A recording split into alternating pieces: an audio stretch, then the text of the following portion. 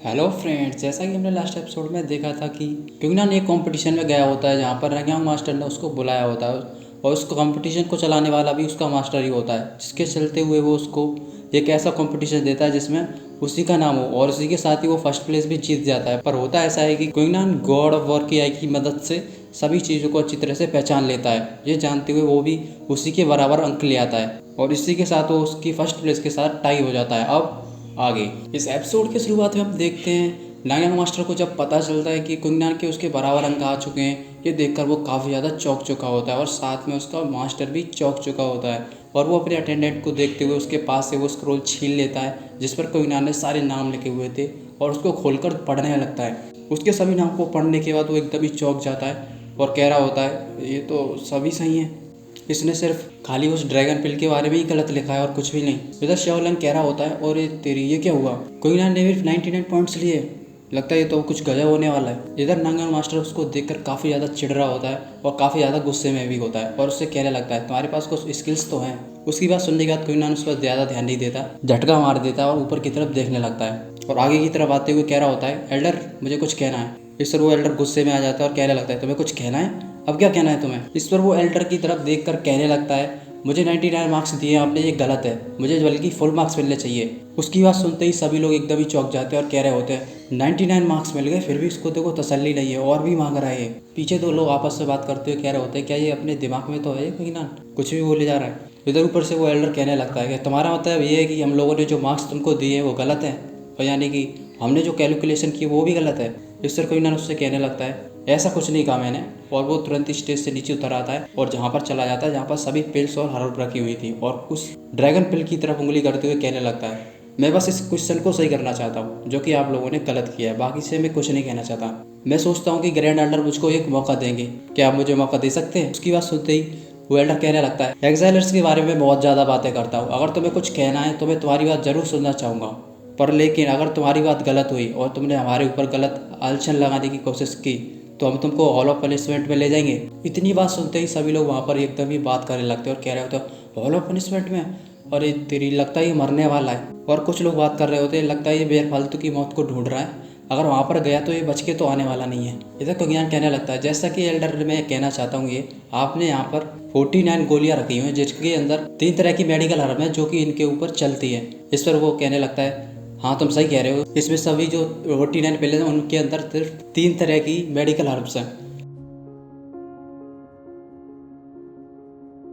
इस पर क्विंगनान उससे कहने लगता है तो इस ड्रैगन पिल के अंदर 5 तरह के मेडिकल हर्ब है। इस पर वो कहने लगता है तुम सही कह रहे हो, उसके अंदर 5 तरह के मेडिकल हर्ब है। फिर उसके बाद क्विंगनान कहने लगता है तो एल्डर का आपने कभी सोचा अगर आप इसके ऊपर एक और एक्स्ट्रा रेस्ट्रिक्शन लगा देंगे इस गोली की क्षमता कम हो जाएगी जिसकी वजह से काम करने की भी क्षमता कम हो जाएगी और ऐसा होगा तो ये गोली एक तरह से बेस्ट गोली में बन जाएगी।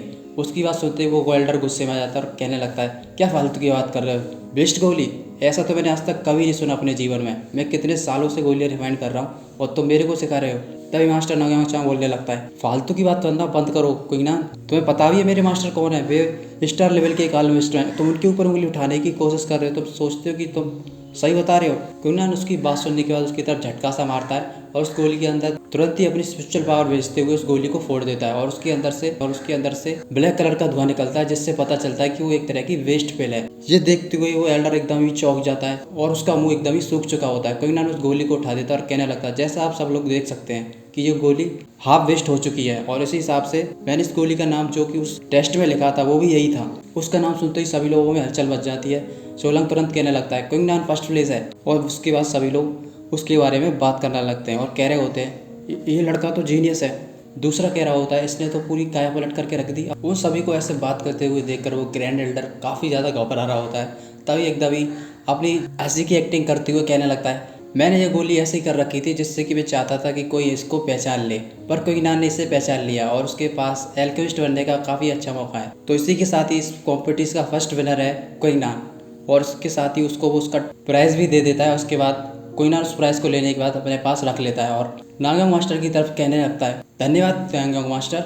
उसकी ये बात सुनते ही नांगयांग मास्टर काफ़ी ज़्यादा गुस्से में आ चुका होता है और अपने मन ही मन में बात कर रहा होता है इस साले की तो हड्डी तोड़नी पड़ेगी, लगता है कुछ ज़्यादा ही एरोगेंट हो गया है। इधर ग्रैंड एल्डर ऊपर कहने लगता है पहला टेस्ट खत्म हो चुका है, दूसरा टेस्ट कल स्टार्ट होगा, अब हम जाते हैं और झटका मारते हुए गुस्से में वहाँ से चला जाता है। इधर कविनान कह रहा होता है, ग्रैंड एल्डर, जैसा कि आपने कहा था कि मैं इन गोलियों को ले सकता हूँ, अगर मैं आपके जांचे हुए सवाल को अगर सही कर सकूँ तो मैं सभी गोलियाँ ले लेता हूँ।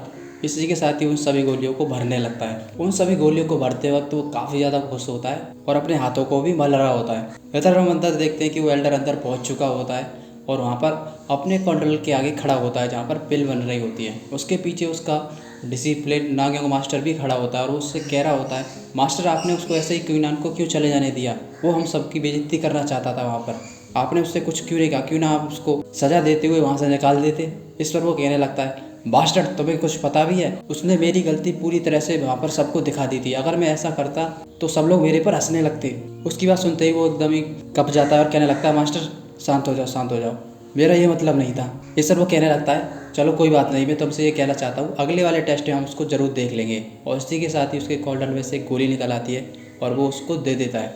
उस गोली को उसको दे देने के बाद वो कहने लगता है, अगर अगले टेस्ट में क्वीनान फिर दोबारा से अगर कोई दिक्कत करेगा तो ये गोली तुम अपने बैकअप प्लान के लिए रख सकते हो, जिसकी मदद से तुम अगर वो कोई दिक्कत करे तो उसको ले लेना। उस गोली को देखने के बाद वो नागयंग मास्टर कह रहा होता है, क्वीनान मैं तुमको अब देखता हूँ तुम कितने बड़े 30 मार का बनते हो।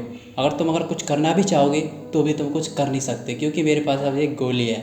इस जैसा इंसान मैंने पहली बार देखा है जो गोली लेने के बाद इतना ज़्यादा एरोगेंट है। इधर क्वीनान वापस से अपने कोर्टयार्ड की तरफ जा रहा होता है और वो अपनी कोर्टयार्ड की तरफ अंदर जाने की कोशिश ही कर रहा होता है। तभी कहने लगता है, मुझे पता है कि तुमको ये सभी गोलियां चाहिए, क्यों ना तुम बाहर निकल आओ, मैं ये गोलियां तुमको दे दूंगा। क्यों ना हम अपने साथ एक बिजनेस बैठा लें जिससे कि मैं तुमको ये गोलियां सारी दे दूं।